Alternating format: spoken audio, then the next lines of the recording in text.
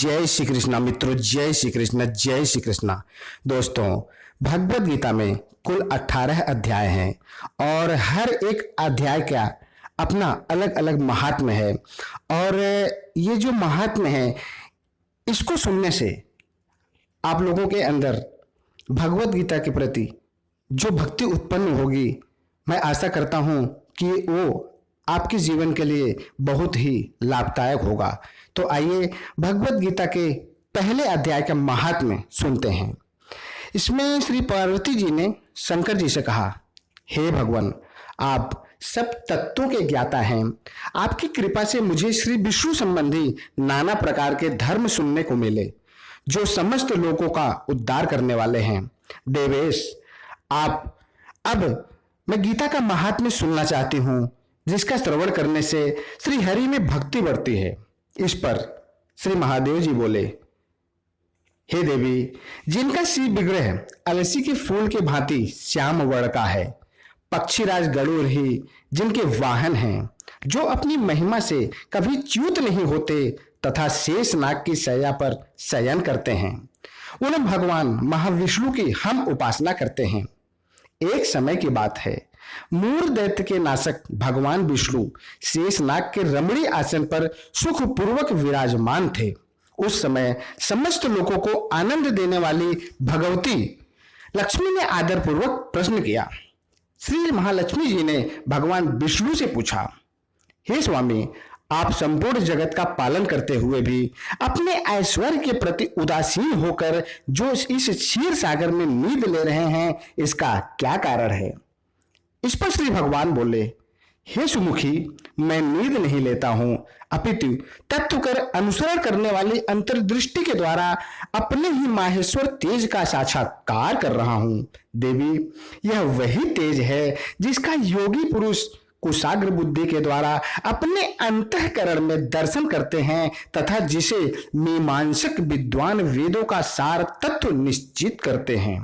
वह माहेश्वर तेज एक अजर प्रकाश स्वरूप आत्म रूप रोग शोक से रहित अखंड आनंद का पुंज निष्पन्द निरीह तथा दैत्य रहित है। इस जगत का जीवन उसी के अधीन है, मैं उसी का अनुभव करता हूं।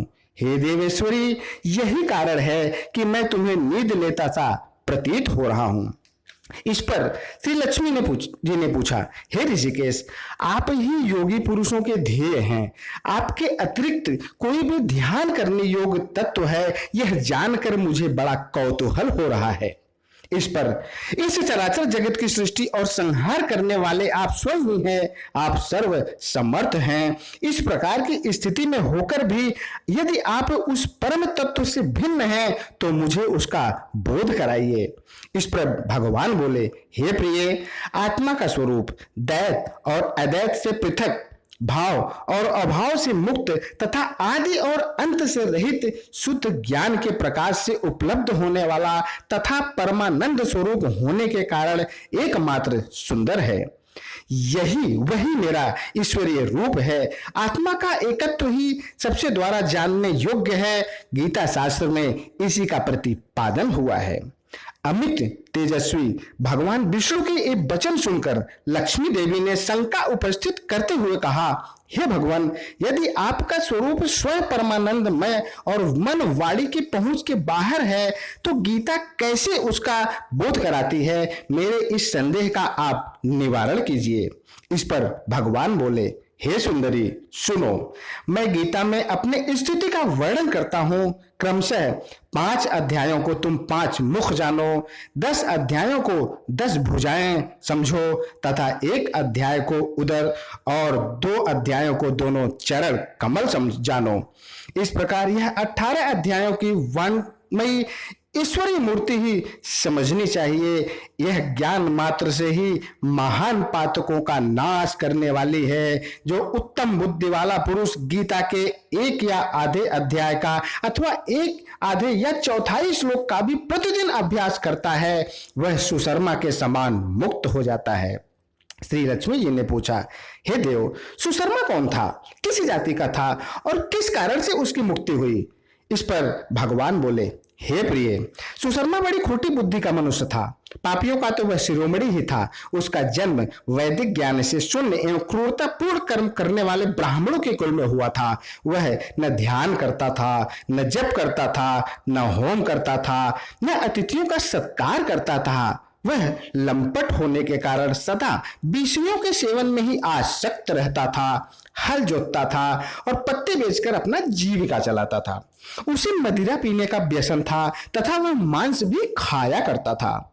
इस प्रकार उसने अपने जीवन का दीर्घकाल व्यतीत कर दिया। एक दिन मूढ़ बुद्धि सुशर्मा पत्ते लाने के लिए किसी ऋषि की वाटिका में घूम रहा था। इसी बीच में काल रूपधारी काले सांप ने उसे डस लिया।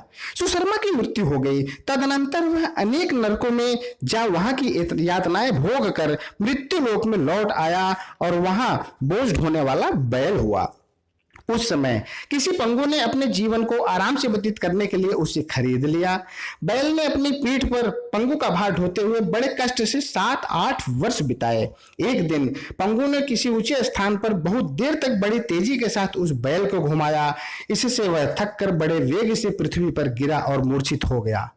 उस समय वहां कौतूहल वश आकृष्ट से बहुत से लोग एकत्रित हो गए। उस जन समुदाय में से किसी पुण्यात्मा व्यक्ति ने उस बैल का कल्याण करने के लिए उसे अपना पुण्य दान दिया। तत्पश्चात कुछ दूसरे लोगों ने भी अपने अपने पुण्यों को याद करके उन्हें उसके लिए दान किया।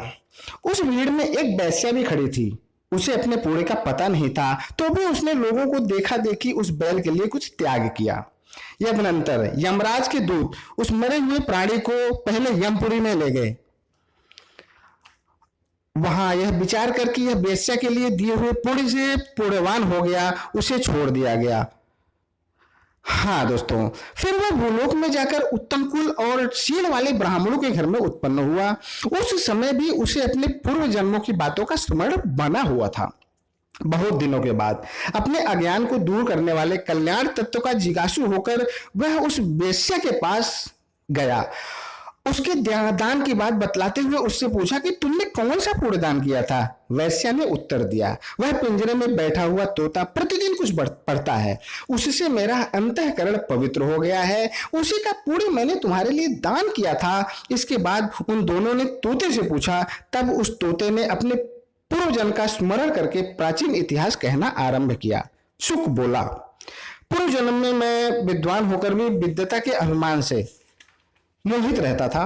मेरा राग देश इतना बढ़ गया था कि मैं गुणवान विद्वानों के प्रति भी ईर्ष्या भाव रखने लगा। फिर समयानुसार मेरी मृत्यु हो गई और मैं अनेक घृणित लोकों में भटकता फिरा। उसके बाद इस लोक में आया। सदगुरु की अत्यंत निंदा करने के कारण तोते के कुल में मेरा जन्म हुआ। पापी होने के कारण छोटी अवस्था में ही मेरा माता पिता से वियोग हो गया। एक दिन मैं ग्रीष्म ऋतु में तपे हुए मार्ग पर पड़ा था। वहां से कुछ श्रेष्ठ मुनि मुझे उठा लाए और महात्माओं के आश्रम के बीच एक पिंजरे में उन्होंने मुझे डाल दिया। वहीं मुझे पढ़ाया गया। ऋषियों के बालक बड़े आदर के साथ गीता के प्रथम अध्याय की आवृत्ति करते थे। उन्हीं से सुनकर मैं भी बारंबार पाठ करने लगा। इसी बीच में ये एक चोरी करने वाला बहेलिया ने मुझे वहां से चोरा लिया। तत्पश्चात इस देवी ने मुझे खरीद लिया। यही मेरा वृत्तांत है जिसे मैंने आप लोगों से बता दिया। पूर्व काल में मैंने इस प्रथम अध्याय का अभ्यास किया था, जिससे मैंने अपने पाप को दूर किया है। फिर उसी से इस वेश्या का भी अंतःकरण शुद्ध हुआ है और उसी के पुण्य से ये द्विज श्रेष्ठ सुशर्मा भी पाप मुक्त हुए हैं। इस प्रकार परस्पर वार्तालाप और गीता के प्रथम अध्याय के महात्म्य की प्रशंसा करके वे तीनों निरंतर अपने अपने घर पर गीता का अभ्यास करने लगे। फिर ज्ञान प्राप्त करके वे मुक्त हो गए। इसलिए जो गीता के प्रथम अध्याय को पढ़ता है, मित्रों ध्यान से सुनिएगा, जो गीता के प्रथम अध्याय को पढ़ता, सुनता और अभ्यास करता है, उसे इस भवसागर को पार करने में कोई कठिनाई नहीं होती। तो दोस्तों, यह था गीता के प्रथम अध्याय का महात्म्य। इसी प्रकार से गीता के 18 अध्याय के अलग अलग महात्म्य हैं कि किस अध्याय को पढ़ने से आपको जीवन में किस प्रकार का लाभ मिलता है।